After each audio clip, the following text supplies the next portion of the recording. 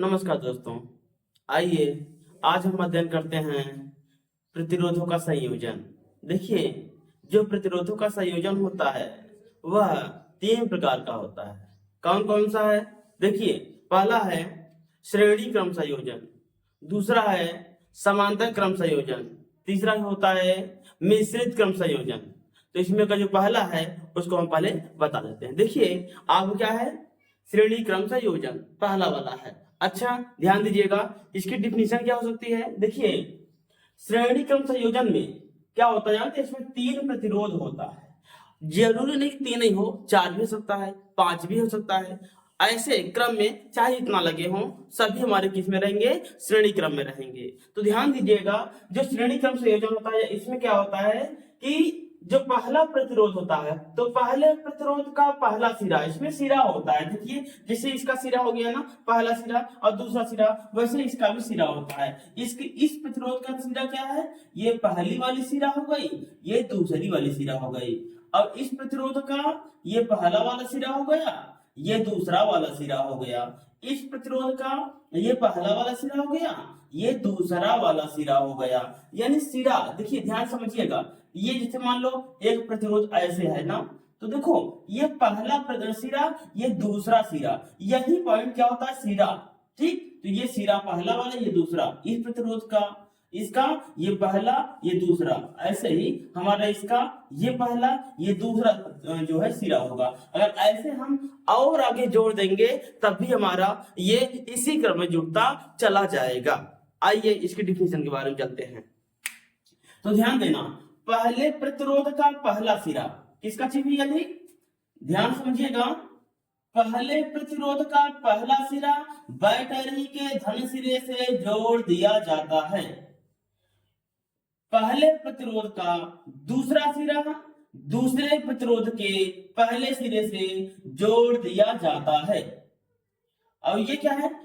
दूसरे प्रतिरोध का दूसरा सिरा तीसरे व अंतिम प्रतिरोध के पहले सिरे से जोड़ दिया जाता है। तीसरे व अंतिम प्रतिरोध का तीसरा व अंतिम प्रतिरोध का दूसरा सिरा बैटरी के ऋण सिरे से जोड़ दिया जाता है। ठीक है, अब ध्यान देना, श्रेणी क्रम संयोजन में धारा एक समान रहती है। श्रेणी क्रम संयोजन में धारा एक समान रहती है। एक बात ध्यान देना, हमने कहा है तीसरा व अंतिम, अगर यानी कि अगर तीसरा है तो चौथे से जुटेगा, अगर चौथा है तो पांचवे से जुटेगा।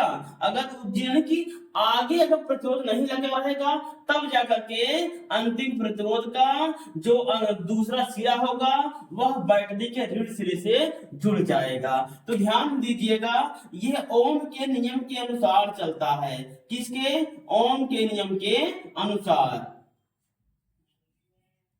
अब ओम के नियम के अनुसार क्या होगा जानते हैं? ओम के नियम के अनुसार, क्योंकि जो हमारा फार्मूला है V/IR, इस फार्मूला से, तो ध्यान दीजिएगा क्या हो जाएगा? V1 बराबर I1R1।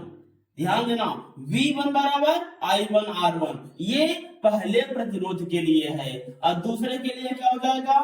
V2 बराबर I2R2। और ये तीसरे प्रतिरोध के लिए क्या हो जाएगा? V3 बराबर I3 और R3।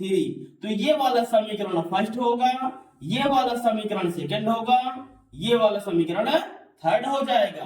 अब ध्यान देना क्या होगा? तीनों समीकरण को जोड़ देंगे तो हम लिखेंगे समीकरण फर्स्ट, सेकंड तथा थर्ड को जोड़ने पर एक बात ध्यान देना, जब हम इन तीनों को जोड़ेंगे तो कैसे जोड़ेंगे? इस V को एक तरफ कर देंगे, यानी कि V1 plus V2 plus V3, ये तीनों एक तरफ। अब यहां होगा बराबर I1R1 plus I2R2 plus I3R3, यानी कि ये वाला यहां होगा प्लस, ये वाला यहां होगा प्लस, अब ये वाला यहां हो जाएगा बीच में प्लस लग करके।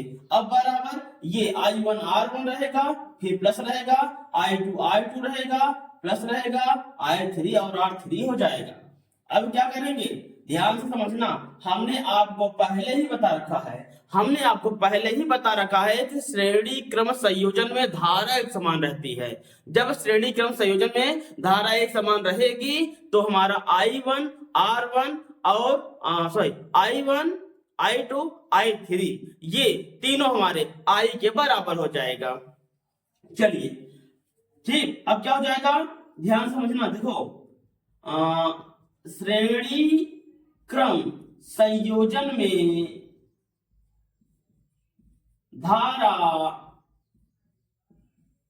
धारा एक समान रहता है। अगर श्रेणी क्रम संयोजन में धारा एक समान रहता है, इसका मतलब ये हुआ कि I बराबर I1 plus I2 plus I, यानी कि देखिए ये I बराबर I1 ये बराबर हो जाएगा यहाँ पर I2 ये बराबर I3, ठीक, ये बराबर होगा। अब चलिए देखते हैं, देखिए ये जो आपका है तो इसमें आपको वही रखिए तो हो जाएगा V1 plus V2 plus V3 बराबर, यहां लिखेंगे I और R, क्या लिखेंगे, I और R, IR1 plus IR2 plus IR3। अब क्या करेंगे, इसमें I कॉमन दिखाई दे रहा है, लिखेंगे V1 plus V2 plus V3 बराबर, I कॉमन है, आप कॉमन ले लीजिए क्योंकि तीनों स्थानों पर है, तो हमारा क्या हो जाएगा R1 और R2, यहाँ क्या हो जाएगा R3। अब ध्यान देना, लिखना है यदि, क्योंकि विभवांतर को जोड़ देंगे, यदि V बराबर V1 V2 V3 तो क्या होगा जानते हैं, हमारा इन सभी के स्थानों पे सिर्फ और सिर्फ V हो जाएगा।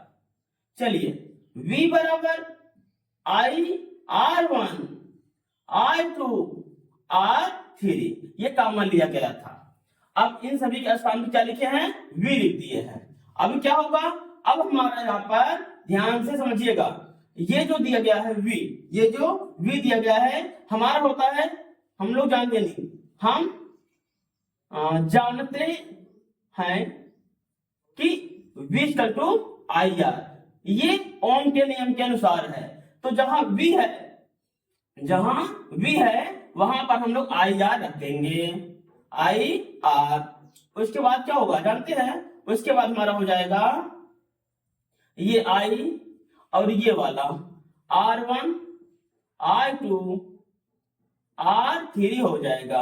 अब ध्यान देना, I से आपका I कट जाएगा, अब क्या बचा R, R1 I2 R3, इससे यह कैसे कटेगा, क्योंकि ध्यान से देखिएगा, अगर इससे ये कैसे कटेगा, क्योंकि देखिए बेटा हमारा ये जो I है ये बराबर पूछा तो जाएगा नहीं, बट्टे में जाता है, इसीलिए जो हमारा यहाँ पर I और R1 ध्यान से समझिए थोड़ा सा, यहाँ पर ये था I और ब्रैकेट में हमारा क्या था R1 plus I2 plus R3, तो इसके स्थान पे ये जो यहाँ वाला I था नीचे चला जाएगा, जब नीचे जाएगा तब इसे यह कट जाएगा, इसी हिसाब से यहाँ पर हम पहले ही काट दिए हैं। तो आप लोग देखिए ये समझ में आना चाहिए, क्योंकि ये जब नीचे जाएगा तब भी कट जाएगा और बराबर है तब भी कट जाएगा, कोई दिक्कत नहीं है। तो R बराबर क्या हो जाएगा R1 I2 R3।